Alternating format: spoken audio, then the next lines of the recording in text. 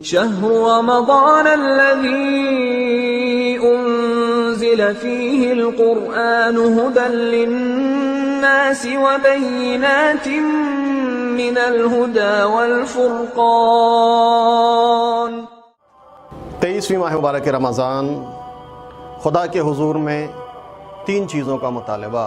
پہلا مطالبہ باراللہ، آج کے دن میرے گناہوں کو، میرے عیبوں کو پاک کر دے، میرے گناہوں کو دھو دے۔ اللہم اغسلنی فیہ من الذنوب، خدایا میرے گناہوں کو دھو دے، میرے عیبوں کو پاک کر دے۔ ماہ مبارک رمضان گناہوں کی بخشش کا مہینہ ہے، عیبوں سے پاک ہونے کا مہینہ ہے۔ لیکن وہ کون سی چیزیں ہیں جس سے انسان کے عیب پاک ہوتے ہیں اور گناہ دھو دیے جاتے ہیں؟ روایات میں 5 چیزوں کی طرف اشارہ کیا ہے جس سے انسان کے گناہ دھو دیے جاتے ہیں۔ پہلی چیز نماز پنجگانہ۔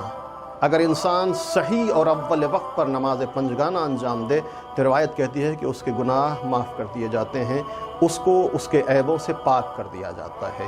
دوسری چیز استغفار، جتنا ممکن ہو سکے انسان استغفار کرے، خصوصاً ہر نماز کے بعد 3 مرتبہ وہ جملہ معروف جملہ استغفر اللہ الذی لا الہ الا هو الحی القیوم ذو الجلال والاکرام واتوب الیہ۔ روایت کہتی ہے جو انسان 3 مرتبہ ہر نماز کے بعد اس جملے کو کہے گا، خداوند عالم اس کے گناہوں کو دھو دے گا، اس کے عیبوں سے پاک کر دے گا۔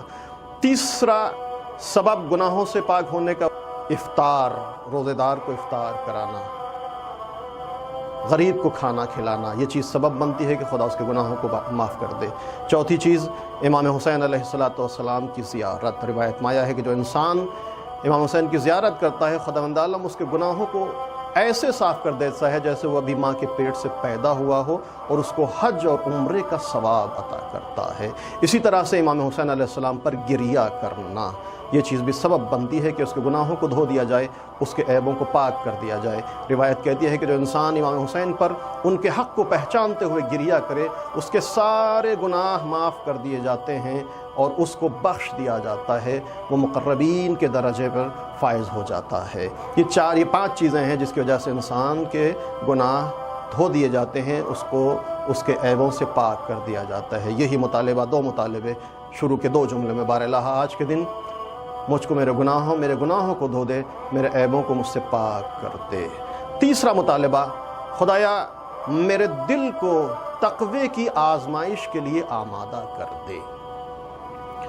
علماء نے تقوی کی 3 قسمیں بیان کی ہیں۔ ایک تقوی بدنی تقوی ہے، ایک تقوی نفس کا تقوی ہے، ایک تقوی قلب کا تقوی ہے۔ بدنی تقوی کون سا تقوی ہے؟ وہاں انسان کثافت اور نجاست ظاہری سے اپنے بدن کو پاک اور صاف کرتا ہے، یہ تقوی بدنی کہا جاتا ہے۔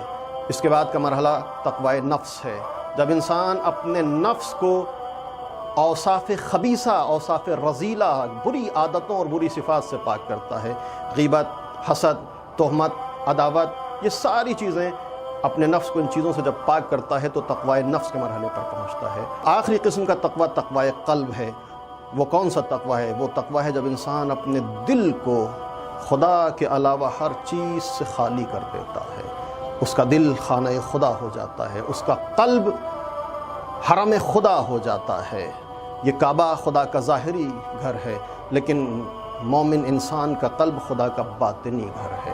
جب ما سوائے حق ہر چیز سے اس کا دل خالی ہو جائے تو تقوی قلب کے مرحلے پر انسان فائز ہوتا ہے۔